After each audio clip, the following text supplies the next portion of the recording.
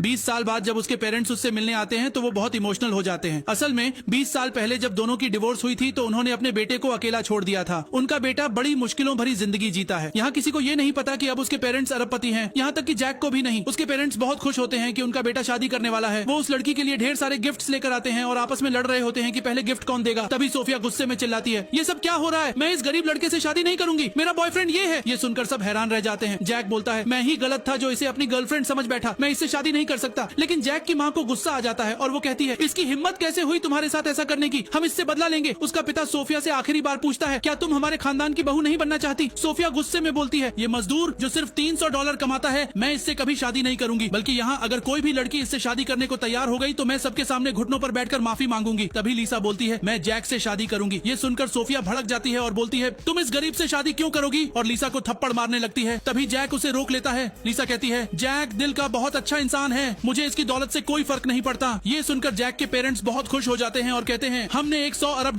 के गिफ्ट्स मंगवाए हैं सिर्फ तुम लोगों के लिए। ये सुनकर सोफिया और उसकी माँ हंसती हैं और कहती हैं, ये सब $500 से ज्यादा के नहीं होंगे। जैक भी हैरान हो जाता है क्योंकि उसे भी यही लगता है कि उसके पेरेंट्स गरीब हैं। तभी जैक कहता है, रुको मत लाओ ये गिफ्ट्स, मेरे पेरेंट्स सारी जिंदगी मजदूरी करते रहे हैं, इनके गिफ्ट्स महंगे नहीं होंगे। लीसा मुस्कुराकर कहती है, मुझे इससे कोई फर्क नहीं पड़ता। और तभी उनके पेरेंट्स का सेक्रेटरी वो महंगे गिफ्ट्स लेकर वहाँ पहुँचता है। पार्ट 3 के लिए कमेंट्स में गिफ्ट लिखे। Subscribe for more videos.